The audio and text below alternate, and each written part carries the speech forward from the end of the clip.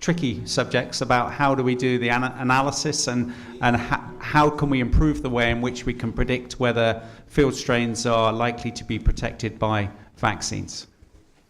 Okay, to that end, the next presentation is from Paolo Ribeca on the effective in silico sequence-based prediction of FMDV vaccine matching. Thanks, Paolo. Morning, everyone. Thank you for having me. So this work has been done mostly by Yaseman, who couldn't be here today, but okay, other people also contributed. I will tell you later on.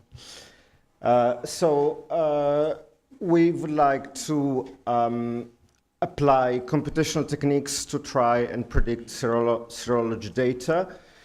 The approach is not particularly novel. For instance, Richard has published several papers on that. However, what changed in the meantime is that we have more and more data available.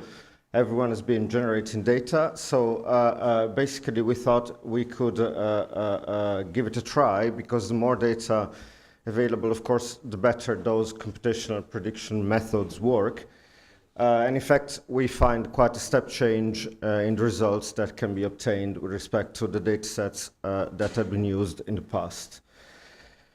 So the key approach that we use, so I will not really enter into the mechanics and the technical parts, aspects of this work, but I will give you the general idea. So the key point is that we take it as a denoising problem. So this biological data, serological data, is very noisy because there are a lot of sources contributing to this. So, I don't know, cells can grow differently. The sera can become partially deactivated, and I mean, it tells. So, every day, basically, you get a slightly different result. And so, due to this, we say, we don't take each serological value as the truth, but we say we just want to understand which ones are the correct ones. And this strategy proves to be a good one, not only, let's say, to denoise the data, but also to understand what are the important things contributing to the signal. Okay, so in particular, we use these two main considerations. The first one is that, if you have two different sequences and two viruses which have very similar sequence, and they generate during their experiments very different serological values, that's an experimental problem. So that's one criterion to single out those cases, those problems. Of course, you can correct that, but you need many similar, sufficiently similar sequences to be able to correct this. Another problem that can occur is, so you're always, every time in this kind of experiments, measuring the homologous titer. If, of course, you get very different titers, that also signals a problem, because the homologous titer is supposed to be always the same. So that also signals a problem, and you can use it for a proxy to understand which kind of measurement is not likely to be correct. And we build on this to denoise the data and filter out bad one. Again, I would like to point out that, as the saying goes, garbage in, garbage out, there is nothing magic. If you just train your algorithm with noisy data, you will get noisy results. So there is nothing good you can do if you give it a bad training set. Okay, so I show you how it works in figures. So I start with this data, which is noisy. Each dot is a titer measurement. And of course, if we had a perfect prediction, we would be able to reproduce this titer exactly. So all the points would lie on the diagonal of this plot. Okay.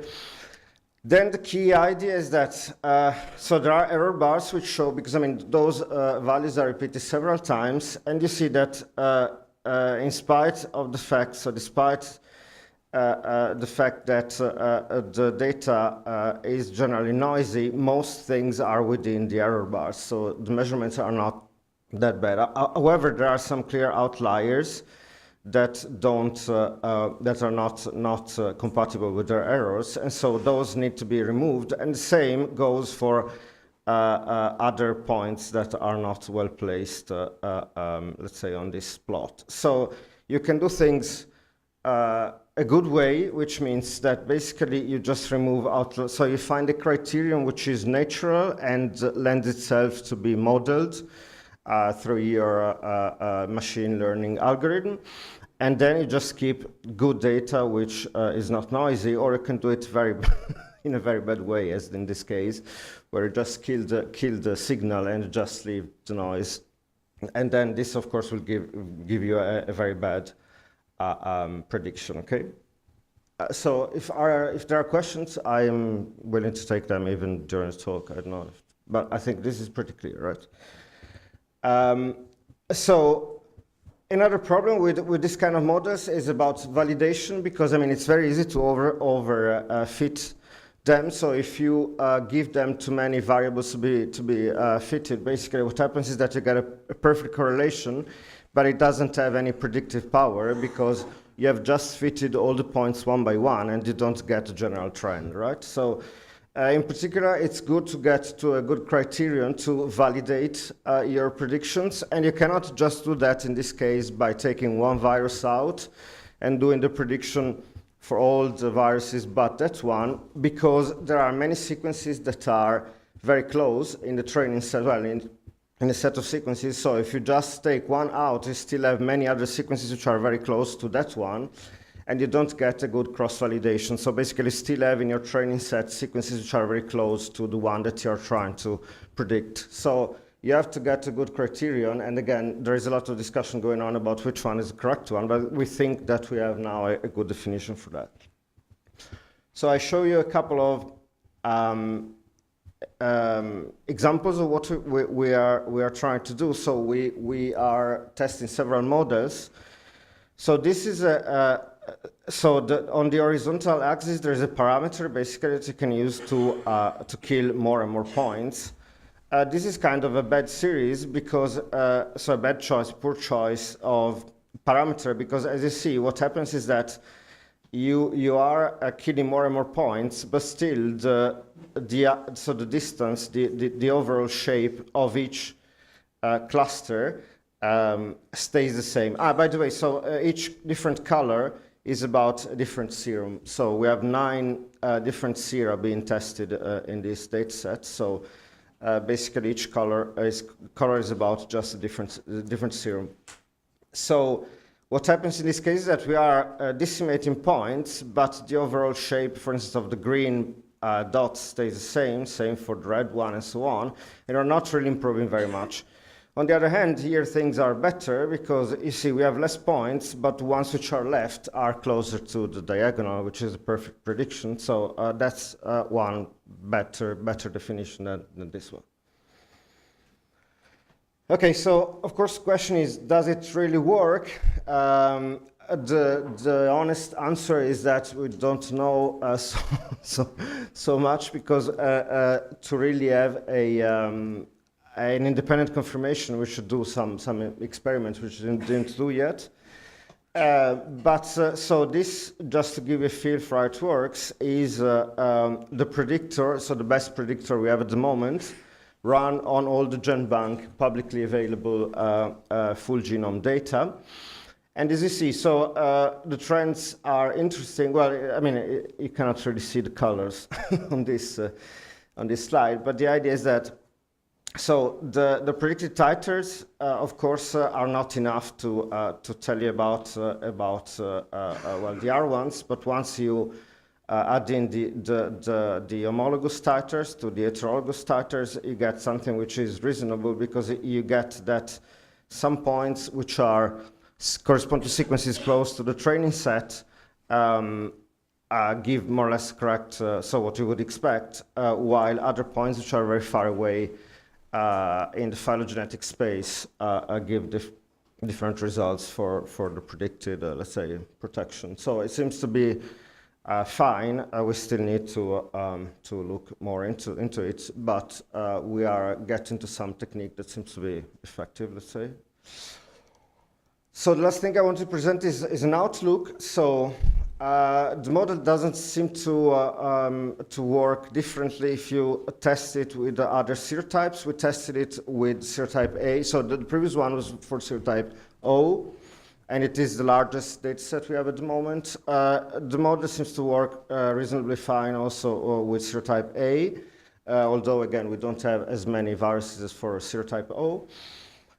Interesting points about our model is that we can integrate biological features into it, and also the model will tell us what are the relevant ones. That's not only point-like features, but also secondary structure predictions and so on, and the model gives us, so it can be read quite at fine, so grained resolution. So it tells us more or less what the model thinks the important features are. Another interesting thing is that we can easily predict epitopes out of the model, and again, by doing that on the best model we have at the moment, we can reproduce very easily, let's say, the 80% of the epitopes that have been published so far. We also have additional predictions. Again, they could be correct. We don't have any way of knowing if we don't perform the experiment, but it's likely. I think it's reasonable to think that they might correspond to real new epitopes that have not been identified so far. Of course, one problem with this is that we are only able to predict epitopes well if we see enough variation in the input. Because if, for instance, if there is no information about changes in amino acids at some given position, then we cannot really predict what's going on when you change that position. So the more data, the better, and the more data we gather, the more predictive the model will be.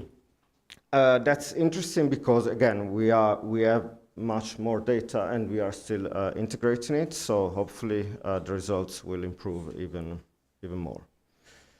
I think that's it. So I just wanted to thank people in my group that took part in it, in particular Yasaman, who spent a lot of time during the last couple of months doing this. Luca helped me with some work as well. And then, Sophie, during part of her PhD, she did some work on the data, and then of course Man and Satya provided the new data that we are working on to improve the model.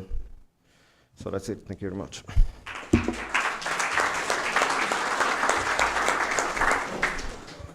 Thank you, Paolo.